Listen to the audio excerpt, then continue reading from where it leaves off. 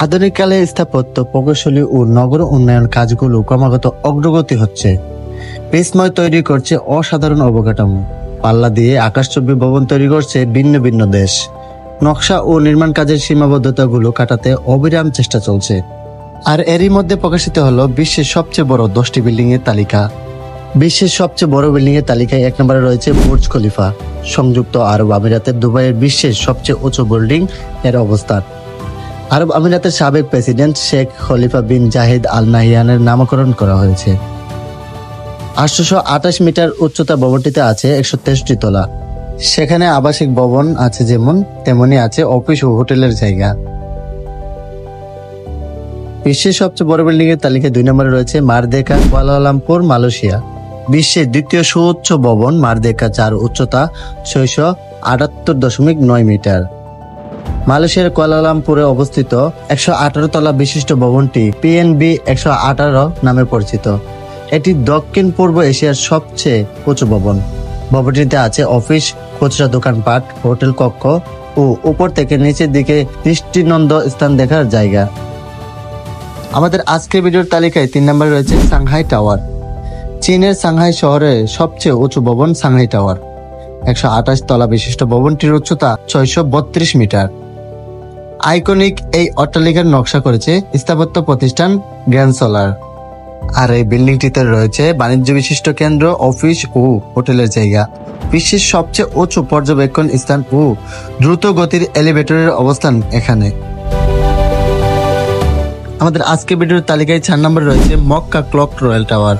Mecca clock royal tower বিশ্বের চতুর্থ সুউচ্চ ভবন। সৌদি আরবের মক্কায় অবস্থিত ভবনটি আবরাজ আল বাইতিন মক্কা নামেও পরিচিত। এটি মধ্যপ্রাচ্যের দ্বিতীয় সর্বোচ্চ ভবন। এটি বিশ্বের সবচেয়ে বড় গড়িটির অবস্থান। 120 তলা বিশিষ্ট ভবনটির উচ্চতা 601 মিটার, যা 2012 সালে ভবনটির নির্মাণ কাজ শেষ হয়। প্রতি বছর মক্কায় যাওয়া হাজিদের থাকার জন্য ভবনটিতে আছে 60টি হোটেল। বিশ্বের সবচেয়ে বড় বিল্ডিং এর তালিকায় 5 নম্বরে রয়েছে Ping An International Finance Centre. চীনের শেনজেনে অবস্থিত the Ping An International Finance Centre বিশ্বের 5ম সুউচ্চ ভবন। এটি এশিয়ার 3য় সুউচ্চ ভবন। 115 তলা বিশিষ্ট ভবনটির উচ্চতা 599 মিটার এবং 2017 সালে ভবনটির নির্মাণ কাজ শেষ হয়। এটি অর্থনৈতিক কার্যক্রম কেন্দ্র হিসেবে ব্যবহৃত হয়। পাশাপাশি এখানে আছে অফিসের জায়গা, সম্মেলন কেন্দ্র, খুচরা দোকানপাট ও একটি বিলাসবহুল হোটেল। আমাদের আজকের ভিডিওর 6 নম্বরের তালিকায় রয়েছে লোটে ওয়ার্ল্ড। দক্ষিণ কোরিয়ার সিউলে লোটে ওয়ার্ল্ড টাওয়ারের অবস্থান। 123 তলা বিশিষ্ট ভবনটির উচ্চতা 555 মিটার। এটি দক্ষিণ কোরিয়ার সবচেয়ে উঁচু ভবন। 2017 সালে এর নির্মাণ কাজ শেষ হয়। ভবনটিতে আছে অফিস, অ্যাপার্টমেন্ট, একটি হোটেল, খুচরা আউটলেট, একটি কনসার্ট এবং একটি পর্যবেক্ষণের জায়গা, যেটাকে বলা হয় ভিউইং প্ল্যাটফর্ম।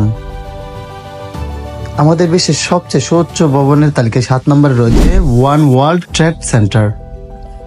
যুক্তরাষ্ট্রের নিউ ইয়র্ক সিটিতে ওয়ান ওয়ার্ল্ড ট্রেড সেন্টারের অবস্থান। এটি বিশ্বের 7ম সুউচ্চ ভবন। এর উচ্চতা 541 মিটার এবং 2014 সালে ভবনটির নির্মাণ কাজ শেষ হয়। এটি একটি বহুমুখী কার্যক্রমের কেন্দ্র হিসেবে ব্যবহৃত করা হয়। এখানে অফিসের জায়গা, পর্যবেক্ষণের স্থান এবং একটি জাদুঘরও রয়েছে।